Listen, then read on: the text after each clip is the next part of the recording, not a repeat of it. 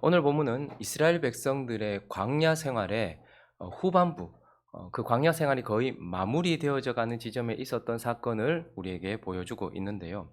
또다시 무엇이 일어났습니까? 또다시 반역이 일어났다라는 것을 보게 돼요. 그런데 이번에 반역은요, 광야 생활을 시작할 때의 반역과는 좀 달라요. 조직적인 반역입니다.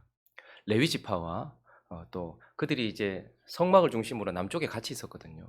레위 지파와 그리고 르우벤 지파, 거기에다가 이름 있는 이 이스라엘 백성들의 지도자 250명이 함께 반역을 저지른 조직적인 반역 사건을 다루고 있습니다.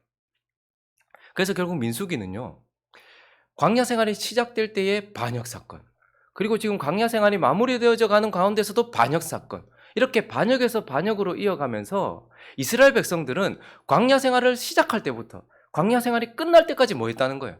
계속 반역했다. 계속 반역하는, 거역하는 자들이다. 이걸 고발하고 있는 것입니다.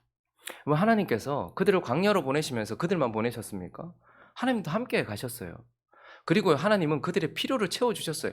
광야 생활 내내 함께 해주셨고, 광야 생활 내내 필요를 채워주시며 은혜를 주셨고, 그래서 그들은 하나님의 구름 기둥과 불 기둥을 따라서 하나님이 주시는 만나를 먹으면서 그렇게 광야 생활을 지나왔단 말입니다. 그러니 하나님의 은혜가 그들에겐 좋겠어요.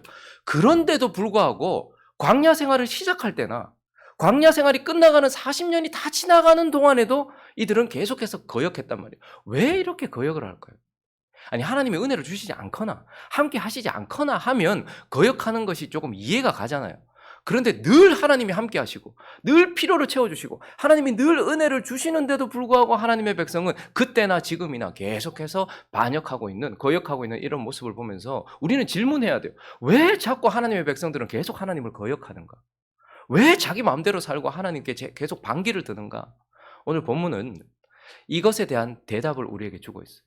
그래서 우리는 이 광야 생활의 후반부에 있었던 조직적인 반역 사건을 통해서 왜 그들은 계속해서 거듭거듭 계속해서 하나님을 거역하는 삶을 살았는가, 그 이유를 살펴보려고 합니다. 두 가지로 나눠서 살펴볼 텐데요. 그 첫 번째는 바로 육신을 제거하지 않았기 때문이다. 그들이 하나님을 거역한 이유는 그들이 육신을 제거하지 않았기 때문이다라는 거예요. 여러분, 오늘 이 반역 사건에는요, 주도자들이 있는데 이 반역을 주도하는 사람들을 우리가 좀 자세히 볼 필요가 있는데요. 먼저 누가 주도를 했는가 하면 1절을 한번 보시면요, 한 이름이 나옵니다. 레위의 증손 고핫의 손자 이스라엘의 아들 누구요? 고라. 고라라는 이름이 여기에 등장하고 있습니다. 원문을 그대로 살려서 이 고라의 족보를 다시 살피면 고라는 어떤 사람인가 하면 결국 모세와 아론의 사촌이에요. 그리고 그가 고핫의 손자, 고핫의 자손이었다라고 말하니까 여러분, 레위인들도 여러 그 직분이 있었잖아요. 그런데 고핫의 자손들은 성물을 취급하는 가장 하나님께 가까이 가서 일을 했던 자들입니다. 그래서 9절을 보시면요, 이스라엘의 하나님이 이스라엘 회중에서 너희를 구별하여 자기에게 가까이 하게 하사 여호와의 성막에서 봉사하게 하시며 회중 앞에 서서 그들을 대신하여 섬기게 하심이 너희에게 작은 일이겠느냐. 레위인들 중에는 뭐 이렇게 천막 치고 그다음에 이 기둥 이런 거 옮기는 사람들도 있었어요. 근데 저들은 성물을 그렇게 취급하는 자들이었고, 어떻게 보면 하나님께서 구별하셔서 하나님 가장 가까이에서 일하게 했던 은혜가 있었던 자였단 말입니다. 그게 바로 고라예요. 그리고 또 이들과 함께 반역에 가담했던 또 다른 인물들이 있는데 1절을 다시 보시면요, 이름이 나옵니다. 다단, 아비람, 그리고 온이라는 사람들입니다. 저 사람들은 또 어떤 사람인가? 그 앞에 무슨 자손이라고 말하죠? 르벤 자손이라고 말해요. 그러니 12지파들 가운데 르벤이 12아들들 가운데 뭐죠? 장자예요. 그러니까 장자지파다라는 마음이 늘 마음에 있는 자들. 그런데 이 르벤이 장자의 권세를 빼앗겼죠. 자기 아버지 침상에 올랐기 때문에, 자기 아버지의 첩을 간음했기 때문에, 그래서 장자의 권한을 잃어버렸던 자였습니다. 그렇게 장자로서 태어났지만 장자의 권세를 잃어버린 지파, 우두머리였지만 우두머리가 되지 못하는 상태에 있는 지파의 사람들이 함께 반역을 저질렀다, 이렇게 말하면서 결국 이들이 어떻게 했습니까? 자신을 드러내고 자신을 높이며 자신을 추구하여서 이 고라라는 사람은 종교 지도자가 되려고 자기를 높였던 사람입니다. 그래서 3절을 보시면요. 그가 이렇게 말해요. 그들이 모여서 모세와 아론을 거슬러, 사실은 모세와 아론이라고 말하지만 여기서는 그 고라는 더더욱 아론에 대하여서 거슬러서 그들에게 이르되 너희가 분수에 지나도다. 회중이 다 각각 거룩하고 여호와께서도 그들 중에 계시거늘 너희가 어찌 여호와의 총회 위에 스스로 높이느냐. 아론 니만 왜 하나님께 가까이 간다고 생각하느냐. 사실 고라도 엄청난 하나님의 은혜를 입어서 성물을 만지고 그 지성소까지 들어갈 수 있는 은혜가 있었어요. 뭘 옮길 때마다. 그런데도 불구하고 야 니만 하나님께 나아가나? 아론 니만 대제사장이냐? 이렇게 말하는 거예요. 그래서 자기를 높이고 자기를 드러내고 자기를 추구하면서 지금 결국 10절에 이렇게 얘기하는 거예요. 하나님이 너와 함께 내 모든 형제 레위 자손으로 너와 함께 가까이 오게 하셨거늘 너희가 오히려 뭘 구하는 거예요 이제? 제사장. 아론이 가지고 있는 대제사장 직분을 구하는 거예요. 그래서 자기를 높이고 자기를 추구하면서 고라가 반역을 일으켰던 이유는 종교 지도자가 되고자 했던 욕심, 욕망 때문이었다라는 것을 보게 돼요. 그리고요, 다단과 아비람과 온은요, 그들의 말을 들어보면요, 13절을 보면, 네가 우리를 적과 꿀이 흐르는 땅에서 이끌어내어 광야에서 죽이려 함이 어찌 작은 일이기에 오히려 스스로 우리 위에 뭐요? 왕이 되게 하는. 이 르우벤 지파 사람들은 마음속에 그들의 말을 들어보면 모세에 대해서 거스르는 거예요. 모세가 지도자 역할을 하고 있잖아요. 네가 뭔데 지도자냐? 우리가 르우벤이 장자고 우리가 그들의 자손인데 네가 왜 왕이 되려고 하느냐? 라고 말하면서 이들은 자아를 추구하고 스스로 자기를 높이고 자기를 드러내서 뭐가 되고자 하는 거예요? 정치 지도자가 되고 싶어 하는 거예요. 종교 지도자, 정치 지도자가 되고 싶어 하는 거예요. 그래서 결국 이들이 지금 뭘 하는 거예요? 육신을 추구하고 있는 것을 보게 돼요. 자아를 추구하고 있는 것을 보게 되는 것입니다. 육신이란 결국 뭐죠? 자기를 드러내는 거예요. 자기를 높이는 것. 그게 바로 육신입니다. 그리고 육신의 가장 큰 특징은요. 그래서 하나님을 거스르는 거예요. 그래서 다시 3절을 보시면요. 그들이 모여서 모세와 아론을 뭐 했다고 말하죠? 거슬러. 하나님이 세우신 지도자. 여러분, 이스라엘 백성들이 다 거룩해요. 열방 가운데 거룩하게 구별되었어요. 그러나 만인 제사장설이라는 이 말이 모두가 같은 위치에 있다는 말은 아닙니다. 하나님께서 모두를 거룩하게 구별하셨지만 그러나 모두가 다 제사장이다. 그러나 하나님께서 구별하신 질서가 있어요. 그런데 그들은요. 자아를 추구하고 결국 육신을 따름으로써 자기 자신을, 그래서 교회 안에 이런 사람들이 참 많아요. 꼭 자기가 뭘 해야 돼요. 하나님이 질서를 다 정해놓으셨는데 내가 뭘 해야 되는 거예요. 자기를 추구하고 자기를 높이는 거예요. 그래서 모세와 아론, 하나님이 세우신 질서를 거슬렀다 이렇게 말합니다. 그러나 11절을 보시면 결국 그들은 이를 위하여 너와 너희 무리가 다 모여서 누구를 거슬렀어요? 결국은 여호와를 거슬렀다 이렇게 말해요. 그래서 육신의 특징은 바로 자기를 높이고 자기를 추구하여서 결국 하나님을 거스르고 하나님이 세우신 자들을 거스르는 그러한 본성을 가지고 있는 것입니다. 그래서 바울은 로마서 8장을 통하여서 육신이 어떠한지를 정확하게 말해요. 육신의 생각은 하나님과 뭐가 돼요? 원수가 되나니 하나님의 법에 굴복하지 아니할 뿐 아니라 할 수도 없습니다. 그래서 육신은요 계속 하나님을 거부하게 만들어요. 하나님의 법에 굴복하지 못해요. 그래서 계속해서 자기를 높이는 거예요. 이렇게 되는 것이다. 갈라디아서 5장 7절도 이렇게 말합니다. 육신의 소욕은 성령을 거스르고 성령은 육체를 거스르나니 이 둘이 서로 대적함으로 너희가 원하는 것을 하지 못하게 하리 함이라. 그래서 결국 육신은 뭡니까? 우리 속에 있는 부패한 본성으로 자기를 높이고 자기를 드러내므로 하나님을 거스르게 하는 우리 안에 있는 검은 마음이다 이 말입니다.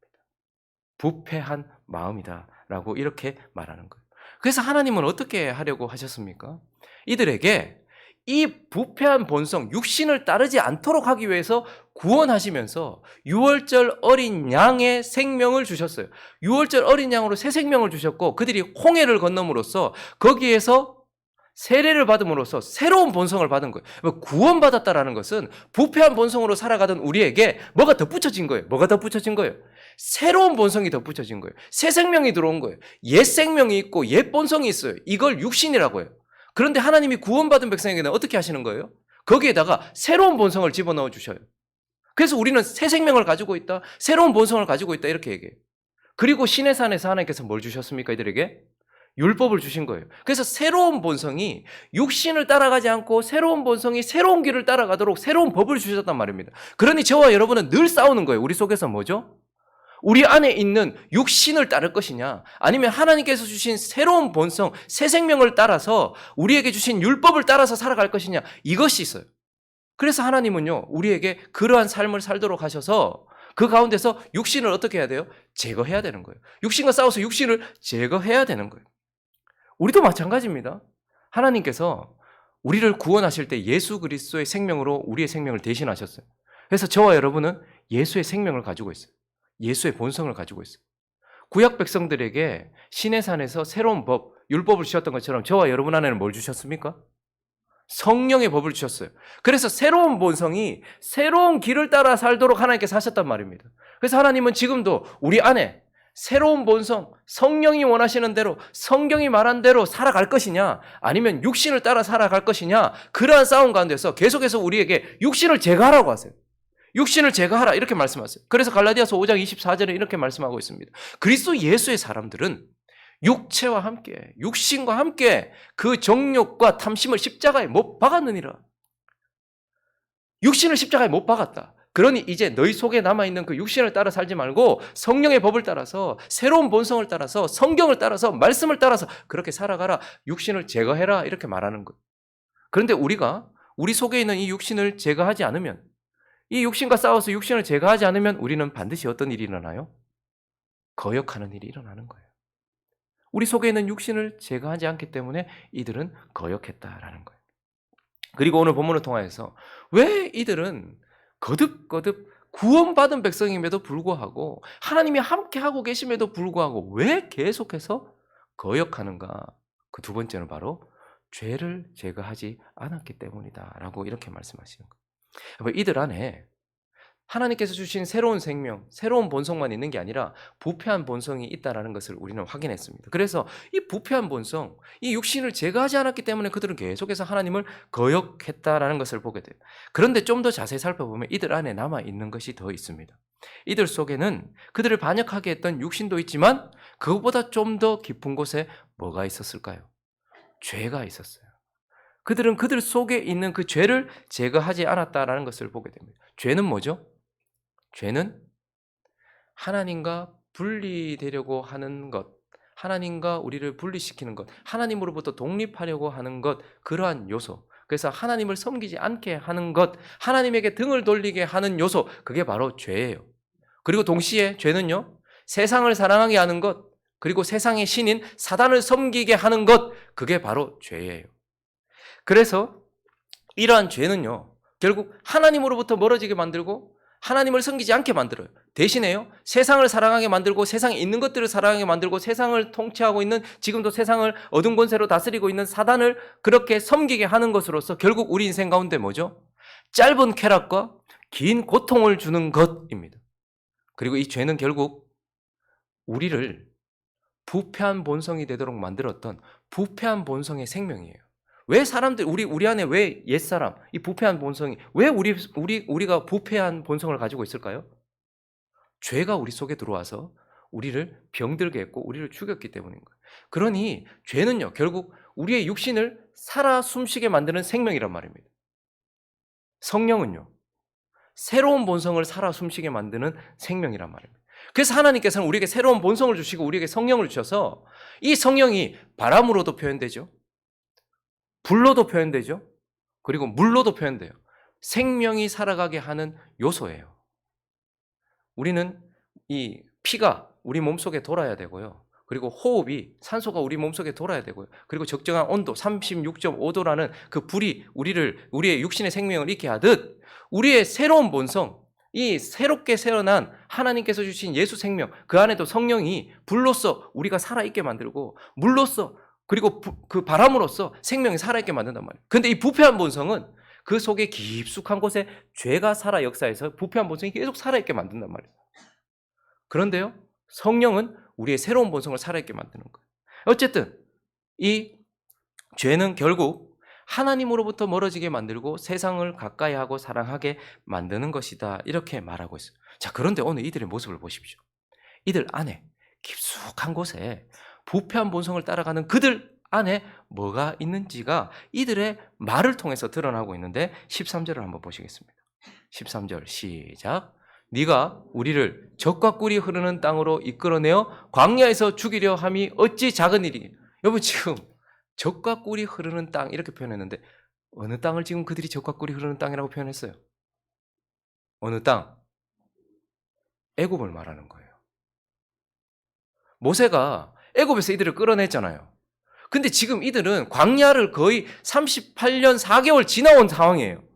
그러니까 광야 40년이 지나는 동안도 하나님께서 그들을 끄집어내셨던, 그들에게 그 많은 고통을 주셨던, 그 바로가 다스리던 그 땅을 바라보면서 적과 꿀이 흐르는 땅에서 네가 우리를 왜 끌어냈냐 이렇게 말하고 있는 거예요.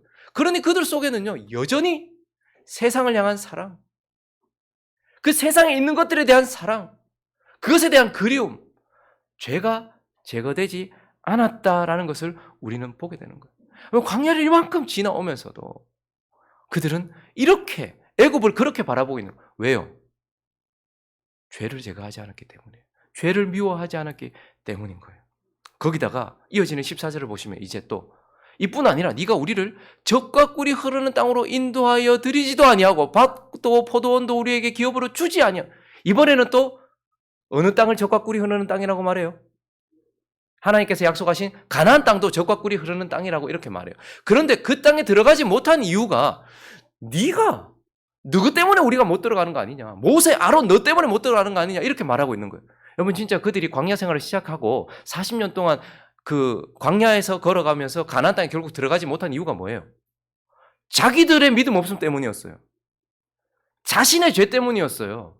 그런데 지금 40년이 지나는 동안도 내가 죄를 지어서, 내가 하나님을 믿지 못했기 때문에 내가 가나안 땅에 들어가지 못했지, 자기 죄를 회개하지 않았다는 거예요.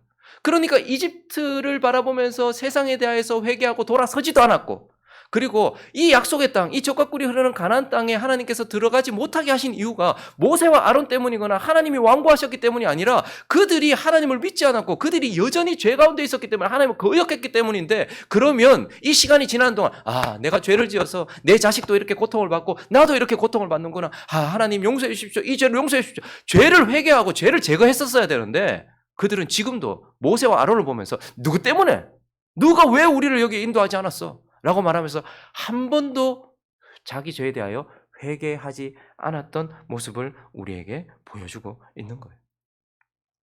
하나님은요, 사단은 죄의 시작점을 우리에게 자꾸 누리게 해요.